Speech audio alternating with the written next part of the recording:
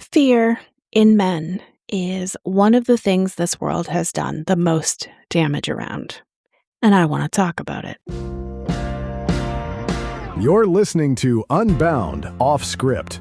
No outlines, no safety nets, just Beth Curry talking about whatever the hell she wants, or whatever the hell you've asked her to uncover.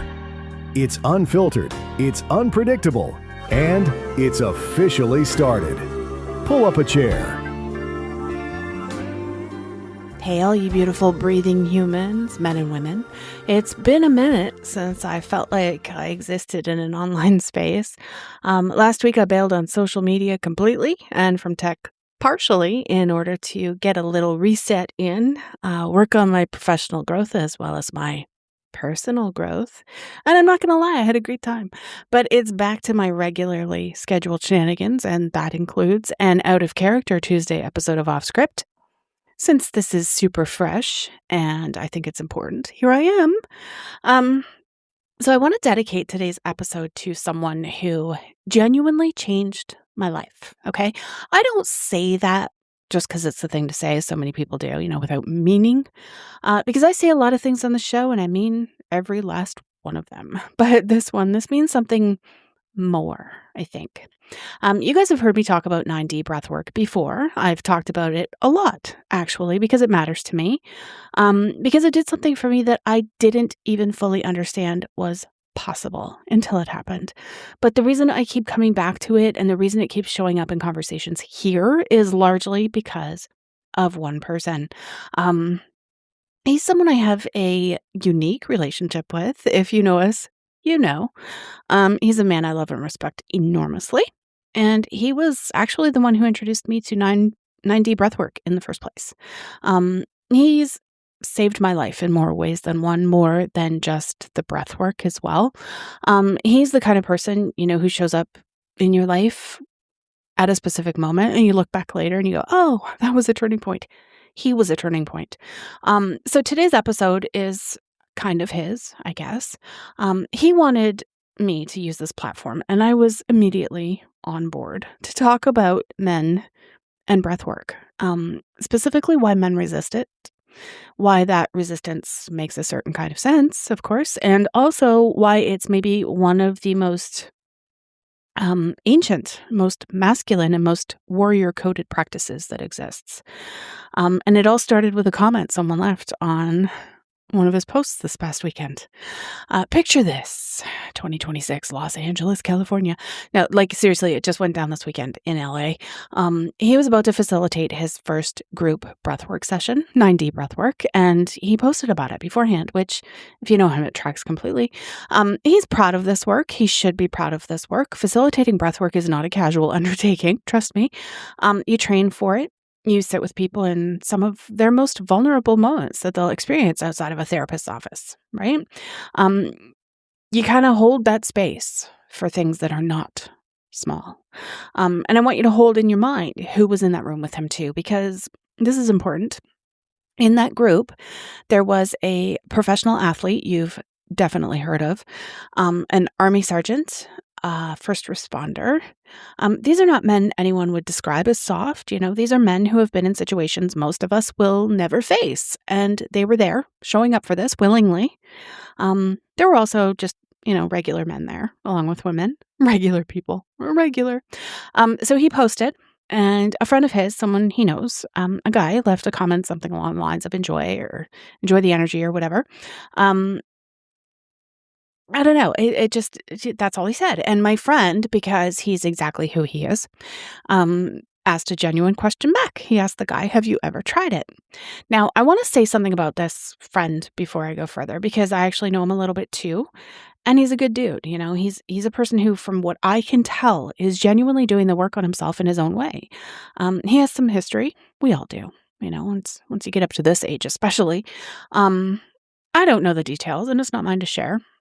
even if I did. But the picture I have of him is of someone who is actually trying, okay? Someone who's out there figuring their shit out. And I want to be really clear that what I'm about to talk about is not about him specifically. It's about something he said that I think a lot of men have either said or thought or maybe even felt at some point, okay? Because here's what came back when my friend asked if he ever tried it. No, I have a dick.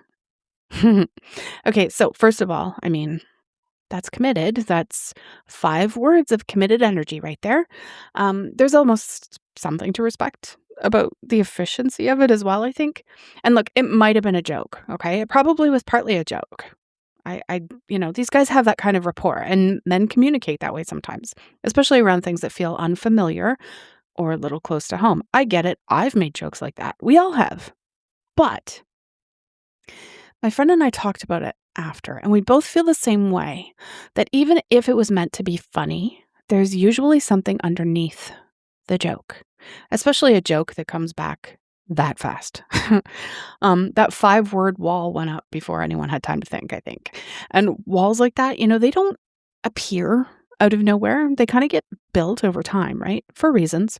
And then they're just there, ready to deploy.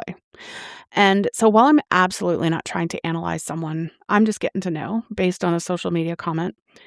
Genuinely, truly, this is not that, okay? I do think it's worth asking the question because I don't think this guy is alone. I really don't. And I think that response or some version of it lives in a lot of men. Maybe it lives in some of you listening right now. I don't know. I think it's worth talking about where it comes from. I've talked about 9D breathwork on this show before, so some of you already know what it is. But for anyone who's new, and if you're new, go back and listen to those episodes because I explain it all. But here's the quick version. 9D breathwork is a guided breathwork modality. It uses very specific and intentional breath patterns combined with a very precisely engineered audio experience, and it's pretty cool. You got to use headphones for it. You cannot use speakers. You need that full effect right through the brain there. The 9 dimensions, the 9D, are things like binaural beats, isochronic tones, solfeggio frequencies, subliminal affirmations, NLP, that's neuro-linguistic programming, music, sounds, sound effects, nature sounds, guided meditation, and the breath itself, pulling all of it together. So what this creates is a state. It's a genuine altered state of consciousness without any substance, okay? Without a single thing entering your body except oxygen. Nothing, just breath and sound and intention. And you go somewhere, okay? Have you ever heard of ayahuasca or a DMT trip? Like, how people describe those experiences. They're intense and they're overwhelming and they're confronting, and it's like having the doors of your psyche blown completely open. That's the category of experience we're talking about. That's the neighborhood, okay? 9D is not soft. It's not gentle. It's not a little spa moment where you breathe in some lavender and feel relaxed, okay? It's rough and it's edgy and it's intense. And honestly, it takes big, solid balls for any gender to not only try it, but to actually commit to the practice, to go back and to keep going. Okay. Things move in that state. Things that have been sitting in your body, filed away, waiting, they surface, they discharge. People laugh, people cry, people shake, people feel things they haven't felt in years or sometimes ever. I did. The first time I did it, I did not expect what happened. I genuinely didn't. I got tripped right out, but in a good way. And there's real science behind why. There's a whole body of research now around the nervous system, somatic processing, vagal tone, that's the vagus nerve, we'll come back to that, and the window of tolerance. I've also talked about that before, an entire episode actually, you should listen to it. All of it points to the same thing that breathwork practitioners have known experientially for a long time. Bessel van der Kolk wrote a book, The Body Keeps the Score. You've probably heard of it. If you haven't read it, put it on your list. The central idea is that unprocessed experiences don't just disappear because time passes. They live in us. Okay. They live in our tissue, in our nervous system, in the ways we react to things without knowing why we're reacting. And breath work is one of the ways to actually move that, to let the body process what it's been holding. And once I understood that, once I really understood it, not just like intellectually, but like in my body, I couldn't not talk about it, which is why I keep coming back to it here. So, ancient history, because this is the part my friend really wants men to hear. And honestly, it's the part that shifted something in me when I first learned it as well. Breathwork is old, like old, old. Older than me. I was born in the 1900s. It's old. This is not a wellness trend. This is not something that came out of a studio in Venice Beach. The intentional use of breath as a tool for healing, for power, for transformation, this goes back thousands of years. And it was practiced almost entirely by men in warrior and spiritual traditions across basically every major civilization. Okay. Start in ancient India, pranayama. Breath control is documented in the Rig Veda. We're talking potentially 1500 BC. Excuse me, sorry. This was a practice of warriors and sages. It was sacred technology. Okay. The yogic tradition and yoga itself, for the vast majority of its history, was a male practice. It was practiced by ascetics and fighters. He treated the breath as the bridge between the physical and everything else. Mastery of breath was considered a form of mastery, full stop.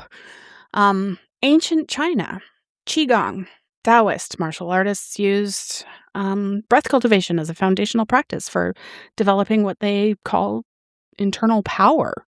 The concept of qi, which is life force, was understood to be directly governed by how you breathed. And the men who trained most seriously in those traditions trained their breath first. Sparta, controlled breathing, was part of warrior conditioning. The ability to regulate your breath and with it your fear response in the middle of actual combat, that was considered a mark of a master. There's also evidence around certain Viking warrior traditions suggesting that altered states before battle were produced through hyperventilation and breath-based techniques combined with sound and chanting. They weren't leaving their bodies, they were getting more into them, right? Samurai, the Bushido code has this concept of mushin, the no-mind state, the absence of mental noise, of reactive thinking, of panic.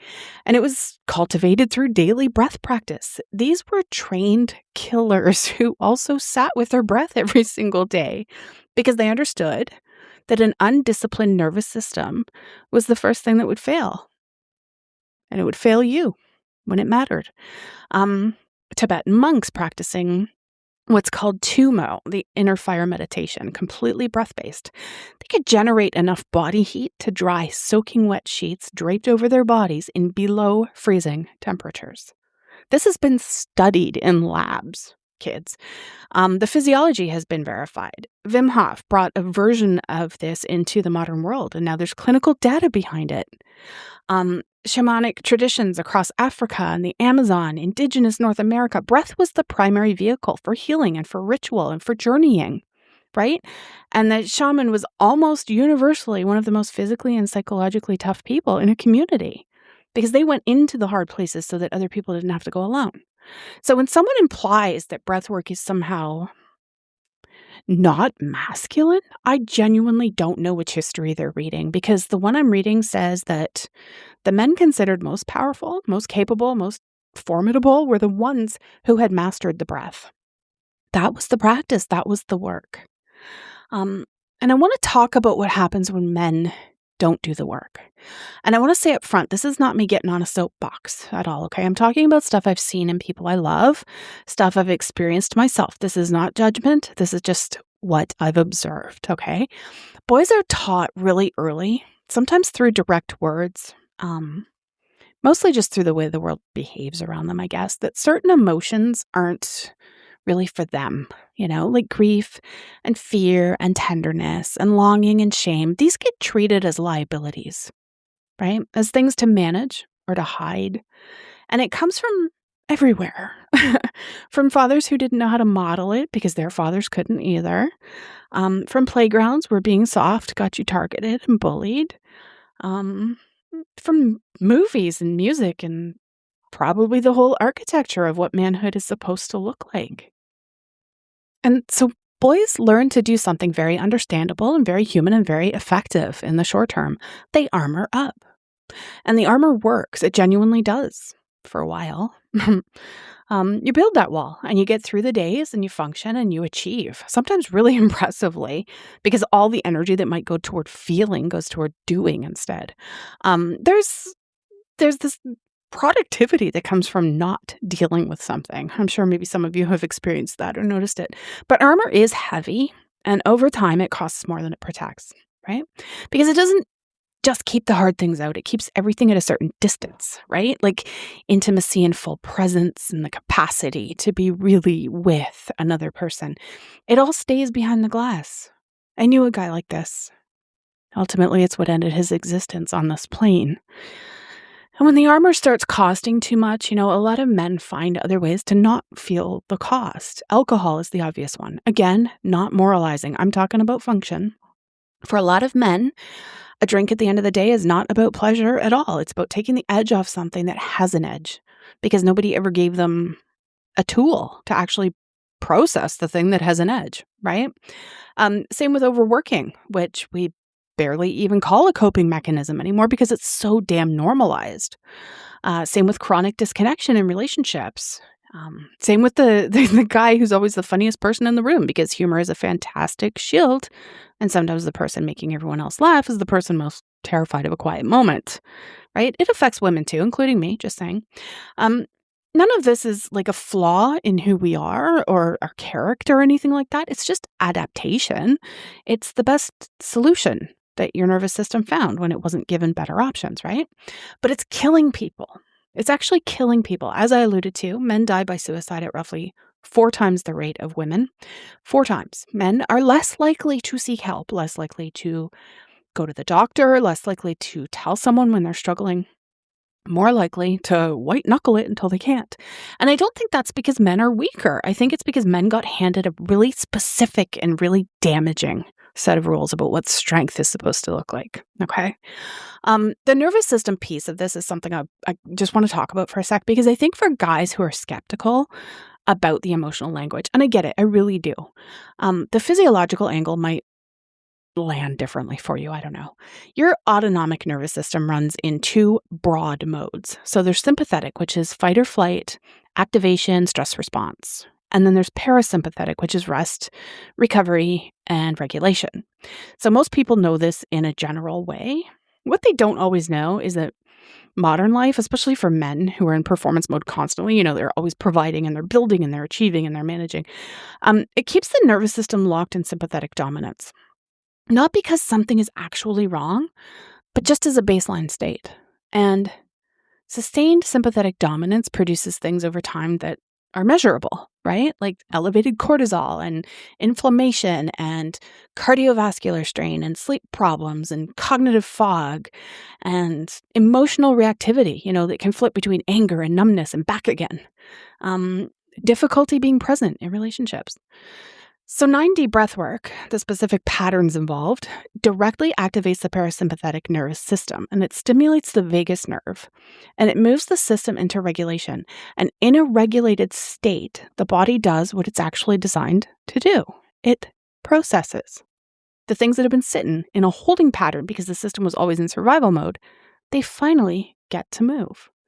My friend has watched this happen with men who walked into sessions completely skeptical, arms crossed, zero investment, maybe dragged there by a partner or friend, and they kind of come out on the other side, having touched something in themselves that they didn't know was there. He's described it to me. I've described my own version of it here before. I've seen it. There's a word that comes up again and again for people after a session. Lighter. Just lighter. Like something that was taking up space finally got to put itself down.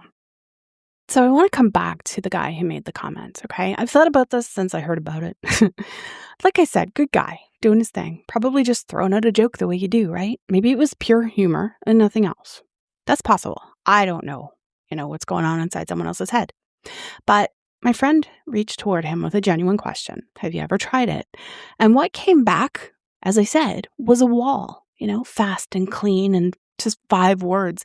And walls like that, I've noticed that they don't usually show up around things that like have nothing to do with us, right? We don't put up fast walls around things we're indifferent to. We put up fast walls around things that are hitting a little too close to the nerve, right? Again, I'm not diagnosing anyone. I just think that if you hear, no, I have a dick, and you sit with it a second, there's something almost poignant underneath the funny, right? Because I think what it's really saying is, that's not for me, that's not mine, I'm not allowed there. And that, shut up with the that's what she said jokes, that's the thing I want to pull on. Because who told you that? Who decided that healing and that going inward and that doing the hard work of knowing yourself, like who decided that was for some people and not for others? And more specifically, who decided it was a gendered thing? Because the warriors I just spent like 7-10 minutes telling you about, they didn't think so, right? Something I think matters a little bit here. I want to tell you what my friend's girlfriend thinks, because it's something I've been thinking about, and I think it deserves to just live in the air for a second. So she thinks being with a man who has done the work is a completely different experience. According to her, he's present, actually present. He doesn't perform calm when something else is happening behind his eyes or in his body. He's not managing his own internal noise while pretending to listen. He's there and he's available. He can be in a space without making it about him, without getting defensive, without shutting down or going distant when things get real. She knows he knows himself. His patterns, the places where old stuff shows up as behavior, and because he knows, he takes responsibility, which means the rare disagreements that happen are actually about what they're about, and they're not about all the other things that neither of them can name. And she believes it's also just hot. A man who's comfortable enough in himself to do this work and to be emotionally available and to be genuinely present, she thinks that's the most attractive version of a man she has ever encountered. I love that. Not because the goal of healing is to be attractive to someone.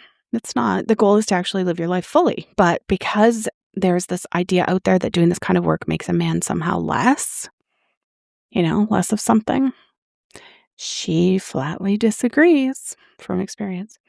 My friend is still at it. He will be out there facilitating and running sessions and bringing this practice to people who are ready for it, men especially, because that's his heart in this. He wants men to have access to this. A man created 9D, by the way. And when I asked him what he actually wanted someone listening to take from today, he kept it simple. He said, just try it once with no expectation, no audience. Just see what comes up. Because your body has been holding things patiently. All the stuff you filed away because there wasn't room or it wasn't safe or no one gave you a language for it. Your body kept it, hung on to it, clung to it. It's not mad about it. It's just waiting. It's just waiting for you to decide you're ready to let some of it move. The thing about breathwork specifically is you're not being asked to talk about it. You're not being asked to perform in any way, like to be vulnerable or explain yourself to anyone. You just breathe. That's the whole job. Everything else happens on its own, naturally. Your body does what your body was built to do. And you just need to breathe. You already know how. You've been doing it since the moment you got here. To the guy who said, no, I have a dick. Honestly, I hope you find your version of whatever this is. I mean, I see you. I see you doing good things right now. And I'll say it. I'm proud of you. Don't know if you're even going to listen to this episode. I know you might see it. I don't know. Breath work, something else, whatever resonates for you, because you deserve to set some of that down too. Truly, you do. This practice, though, it's been around for thousands of years. And if you want to try it, it'll be there when you're ready. Everyone else, thank you so much for being here today. If anything landed for you, share it, especially with the men in your life, especially the ones who might roll their eyes at all of this, just because they have a dick. I will have links in the show notes to learn more about 9D. Find a facilitator. You might find my friend specifically if you're in or around Los Angeles, once or twice a month. I don't remember. Or coming soon to Oahu.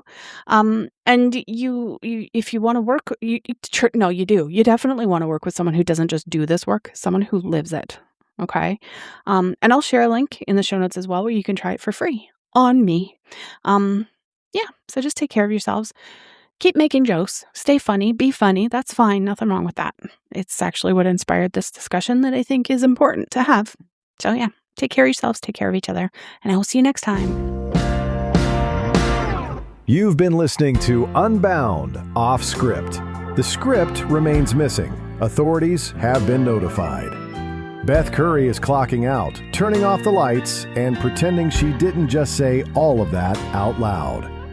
If you want her to do it again on a different topic, let us know.